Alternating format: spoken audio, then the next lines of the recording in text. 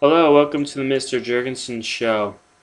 This episode we will be talking about an activity that my world history students will be doing this week, and it involves the Terra-cotta army of the first emperor of China, who is from the Qin dynasty. There is no relevancy to the helmet I am wearing. I just bought it, and I will be bringing it into class, and we'll be talking about this when we get to the Roman history. But for tonight, do you like the helmet? I can't get over it. It's pretty cool, isn't it? It's sweet. Okay, enough about the Roman helmet, which will come later in our class. Tonight, what I will be showing you is how I make Play-Doh at home for these activities that we do in class. Remember, our first activity where we use this homemade Play-Doh was the cuneiform writing. Remember, the ancient form of writing found in Mesopotamia. I will be showing you the ingredients, how to mix it, and then I will also be talking about the terracotta army itself, and then also the activity that we'll be conducting in class right around Wednesday. So here we go. Here are the ingredients. Here are the ingredients that I use for my homemade Play-Doh. Remember, I use this for cuneiform writing, and I'm going to be using this for when we make our terracotta soldiers in class.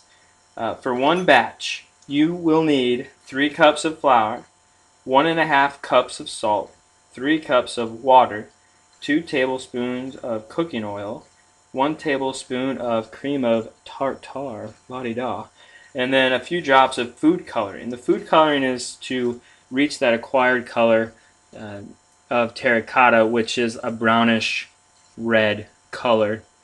It's a unique color, and we'll talk more about that later.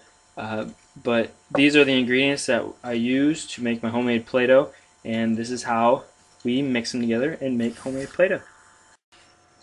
Alright, here we go.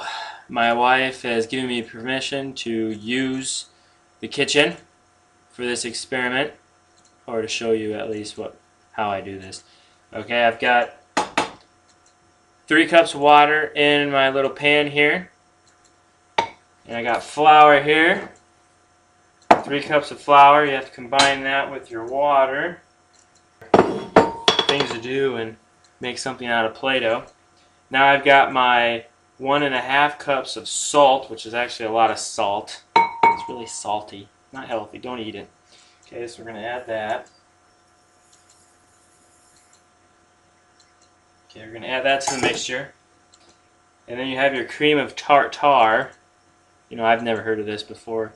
I got this recipe, and really I still don't know what it's used for. I use it for Play-Doh. But you have your cream of tartar here. I'm back. Let's see here. 1 tablespoon. I already have the tablespoon out. I am just. Now it takes an artisan to do this over the pan, but you gotta be very careful with this. So 2 tablespoons of cooking oil. Go ahead and dump that in there.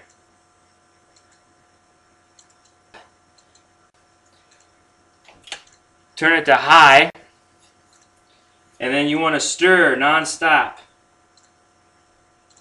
very carefully, so you don't spill everywhere and make a mess for your mom or yourself to clean up. So you just keep stirring, until the sides, until it has a consistency of Play-Doh and it starts sticking to the sides.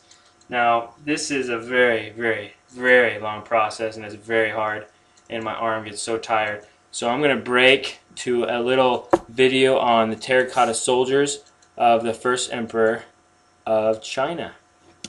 And here you go. Here's a little brief overview. Give me a break. I need to stir. It's starting to burn. I gotta go. Okay, here's the video. The terracotta warriors are an army of clay figures dating back to 210 BCE. Remember, BCE means before Common Era. Common Era is in the time period that we're in right now, from year 1 to 2010. Okay, these terracotta soldiers were created to protect the tomb of the first emperor of China. Remember from our previous chapter, the Shang dynasty used similar burial techniques as those of the Egyptians. remember, they wanted to be buried with specific possessions that would benefit them in the afterlife. Remember, the Shang Dynasty, some servants were buried with them, horses, maybe even a few soldiers to protect the king in the afterlife. Now, in this case, when the emperor died, the first emperor of China, remember he's from the Qin Dynasty, he was buried with gold, jewels, and servants, but also a very large terracotta army. Okay, in this case, the emperor was actually really afraid of being assassinated, and he feared assassination in the afterlife. So he built himself an army for his grave.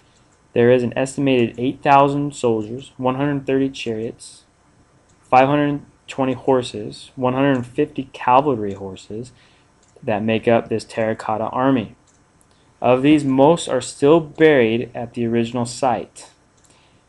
The warriors are depicted in battle dress, meaning they're depicted in their armor, and they're arranged in burial pits according to their rank.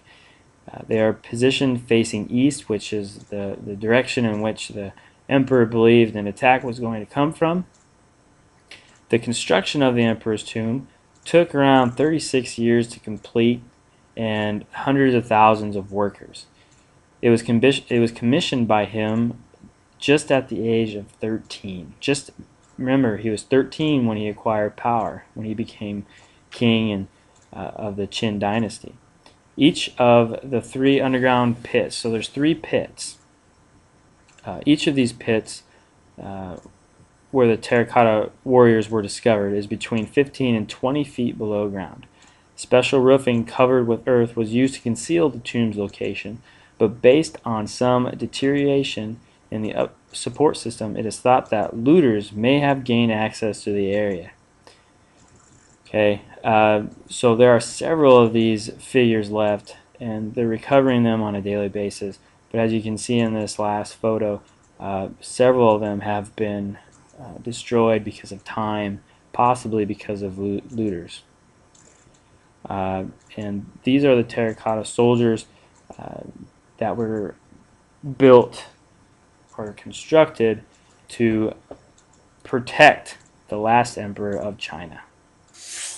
Okay, I'm still stirring, and it's actually really, really tough, and I'm getting... It should almost look like mashed potatoes. That's what it should look like, mashed potatoes. Okay, I think we're starting to burn here, and I think I need to get this out. So give me a break, give me a second, and I'm going to get this out of the elbow grease. When you get it out, you go ahead and put it on the counter. It should look like this. Okay, and then you got to start kneading it right away. Okay, for those of you that have never had to knead anything, this could maybe bring you back down to basis with what your grandparents had to do to make bread and all that good stuff. Okay, it took me about 15 minutes, I think, and my arm is dead, but I have to make another batch and then 2 more tomorrow night before our activity. But this essentially will be the Play-Doh that the students in my world history class will use to create their own mini terracotta soldiers, replicas of the original terracotta soldiers, and they'll complete this in class, in groups, more than likely, because I cannot make like 3 tons of this stuff. Anyways, a challenge that I lay to the students is to actually do some research on ancient Chinese armor, because a lot of those terracotta soldiers, as you see in this video, have realistic armor on them. You remember, it kind of looks like fish scales. It's kind of layered metal, not so much chain mail, but it's like layered square pieces of metal. And just look at the clothing that the soldiers would have worn and get an idea of what your mini terracotta soldier will look like in class. Alright, that's a challenge I lay to you. Thank you for joining me for this episode of the Mr. Jurgensen Show. This is a little glimpse of my kitchen. Here's my kitchen. I messed up in the film here, but thank you for watching and have a good night.